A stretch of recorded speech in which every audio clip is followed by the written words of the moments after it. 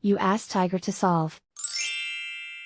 This deals with linear equations with one unknown.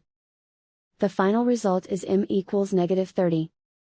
Let's solve it step by step. Simplify the expression.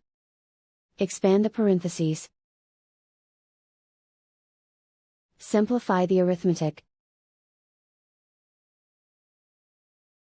Group all constants on the right side of the equation. Add 260 to both sides. Simplify the arithmetic.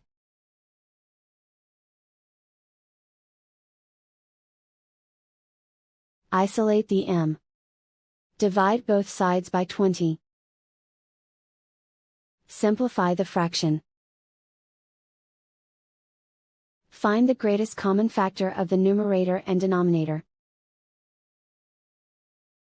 Factor out and cancel the greatest common factor.